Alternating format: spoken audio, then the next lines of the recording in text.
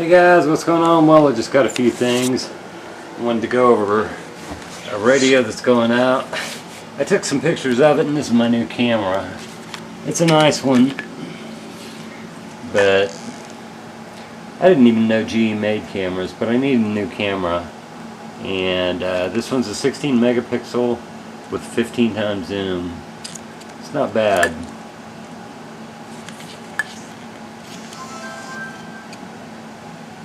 It does shoot video too, which is kind of crazy.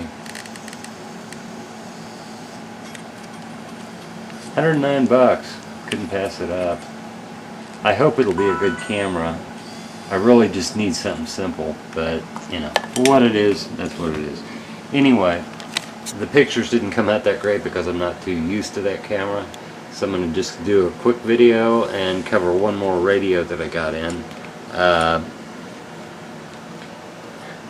I do have a lot of VHFs, UHFs, S-splits in the 2500 series. It's the only S-split in the 5000. Lewis, this is your radio. Brand new housing. The film's still up, protective film's still on the housing, or still on the screen. No bubbles. It's a beautiful radio. I'm gonna miss this. I'm gonna miss this radio a lot. But the FPP, it's set up where you've got scan set up here. You can change this, but scan set up on the bottom, monitor, and then the top is light. You can set up PL to feed on A. I've just got it set for blank on A, and then scan list program, and then keypad lock. Your home zone, even if you're all the way up on channel 6, all you have to do is just push the button, hold it down, takes you back to channel 1 instantly. You can set that to any channel you want and any zone you want. Very cool. New side contact dust cover. Of course, the new Motorola battery.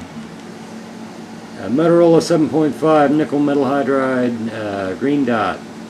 Intrinsically safe battery. This is an intrinsically safe radio, it's FM approved. And it is a ruggedized version. It's TalkWave tagged. And here is the gas plug. So it's a 5000R. The housing is a brand new housing, and the housing's a 5000. Housings are all the same.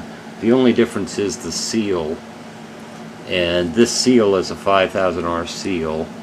The housings are always the same housings, even if they're 5000R housings. There's no difference between a 5000R housing and a 5000 housing except that label.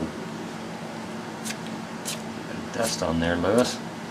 But anyway, your FPP works great. 19 firmware.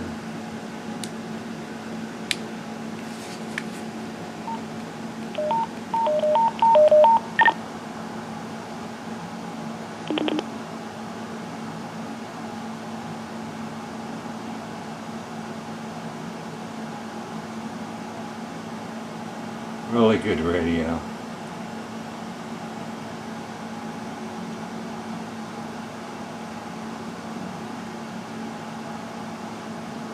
And of course it's the Bravo. You're gonna love this radio. I'm gonna miss it. I really am. But, you know, I don't use radios that much anymore. I don't even like radios that much anymore. I just sell them. Once you start buying, selling, and working on these radios 18 hours a day, it really, you know, takes the fun out of a lot of it, but still they're very cool. Your FPP functions are all set.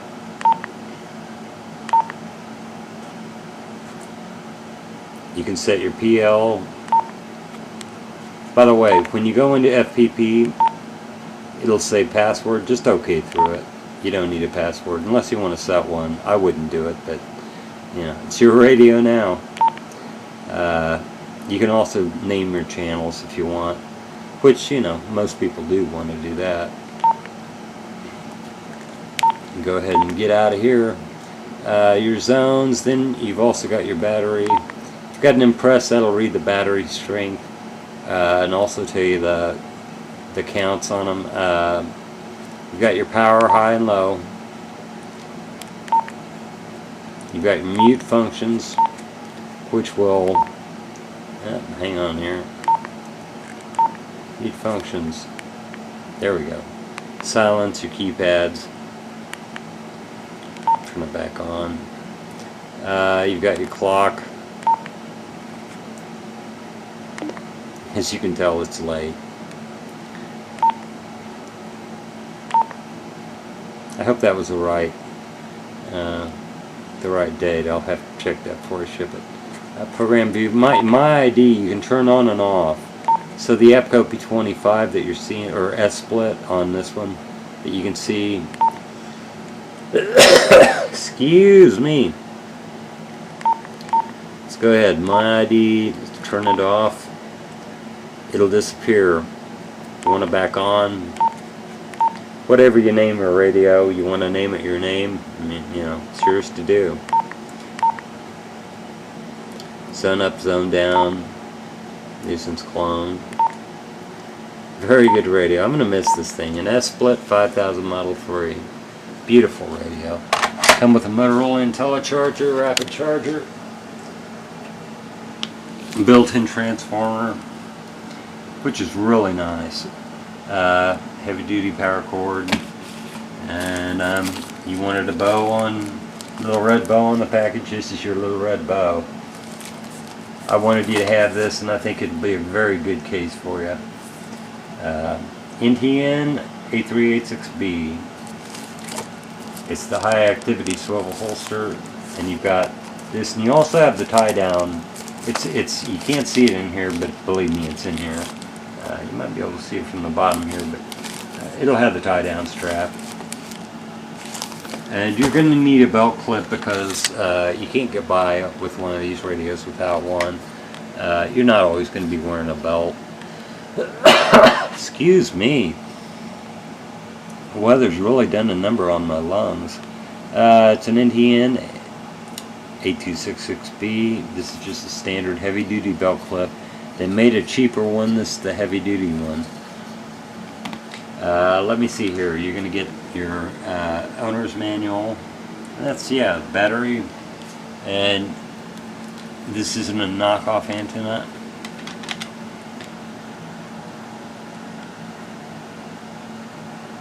Motorola UHF. It's the best of the best. It's the best that I could put together for you. And like I said, I wanted you to.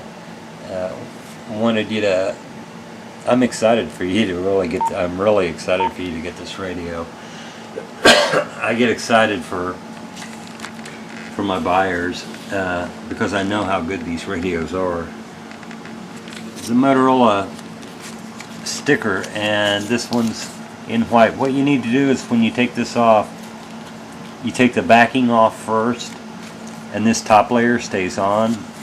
Okay, then once you have it done, you set it in place exactly where you want it on any object. Then you peel back the top layer and hold it down. Once you've got the backing up, hold it down and gently pull down and kind of follow with your finger, or use both hands. But hold these letters down as you peel this back. Peel it back kind of in this fashion from one end to the bottom end, so the letters don't come up with the backing material or with this top material, and then your letters will stay in place and it'll look very, very cool. So that's another little bonus for you. But that's it for the radio package, and and then for the camera section of the video. This is an XTS2500i Model 3. Very good radio. This is in 900 megahertz.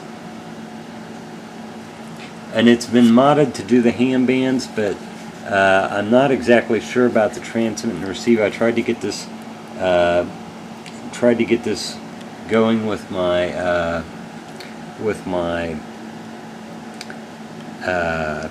E.F. Johnson radio, and I don't think my E.F. Johnson was quite up to speed with this radio. I'm not sure exactly what the problem.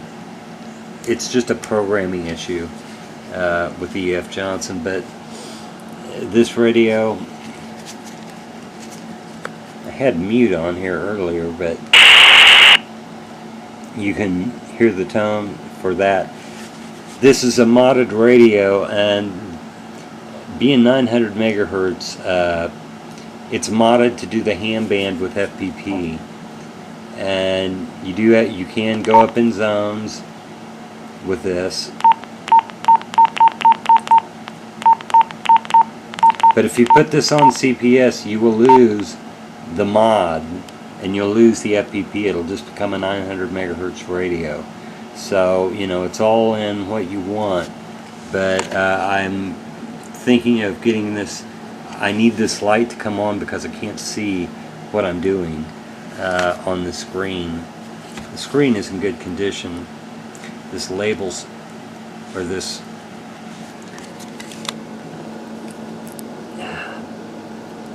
little label protective piece, I might just use some of my protective coating on this, because that really looks like crap on there. If you're in a high heat extreme and you keep a stock label on your radio, if you're a fireman or something like that, get these labels off of here, by the way, if you're going into high heat, because these labels will melt onto the screen. That's not what happened in this case, but that label's a pain in the ass, or I mean that protective coating's a pain in the ass. Still have a little, tried to protect it. Piece of dust there. But anyway, FPP, and that's a very rare radio to have. You don't see these radios very often at all.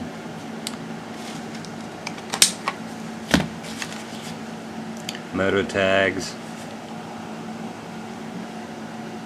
and it is a true R, and it is FM approved. I do have ham band 900 on it. But I do need to get the light on, and I do need to get a couple features that aren't on here. And I'm sure that the radio, for some reason I just couldn't get it to work with my E.F. Johnson. But at the time, I was doing about a million other things, and I wasn't really paying attention to what I was doing. I don't have any doubt that this radio will function 100%. Ham band I don't know much about, but for a ham band radio, a 2500 is a very, they don't make 5000s in ham band in 900 megahertz. 2500s they do. Been outside, and this I don't know if it's pollen or what it is, but it's getting the best of me. But anyway, nice radio there, and that's pretty much it. If you need VHF 5Ks, I got them. If you need 2500s, I got them. If you need UHFs, any band split you need in 2500s and in 5000s. I've got a lot of 800s, I got a lot of UHFs, I got a lot of S splits, Q splits, VHFs, got about 20 of those. Anything you need, Impress chargers, these chargers, I'm selling a lot of these, by the way, cases, mics, you name it, XTVA mics, things like that. Anything you need, I can pretty much handle in the XTS line. People have asked me a lot about HT1000s, some of my older videos. I don't carry those radios anymore. They're DOS programmable, They're a pain in the ass. They take Windows 98 to program. May take 2000, I'm not sure, but it needs to be able to boot into DOS mode. I think on XP you can get a DOS box app or whatever the hell it's called. I'm not much of a computer guy. A DOS box, I guess, program, app program, whatever the hell they call those things. But I don't think that I wouldn't use that on a 1000. But HT1000s are 16 channels, very good radios. You can beat the hell out of them; they'll still work. But at the same time, 16 channels, analog only. You might as well go with an XTS2500 and at least have 48 channels and up to 255 channels on the Model 2 and Model 3s, depending on the flash. So I mean, you know, for what those radios are, I wouldn't pay for an HT1000. I wouldn't pay over 25 bucks or 30 bucks for one. An XTS2500, I wouldn't go any higher than 60 on one, even a VHF, unless it was like a really mint one, and maybe 65. But you know, for end users, they're very good radios. They'll last a long time. If all you need is analog only, you can have a real good time with an analog only radio. You know, these radios are digital and analog, and they're APCO P25 interoperability. They're professional radios. Those older radios, the XTS2000s, the HT5000s, I'm sorry, shit, HT1000s. Those radios are very good, don't get me wrong.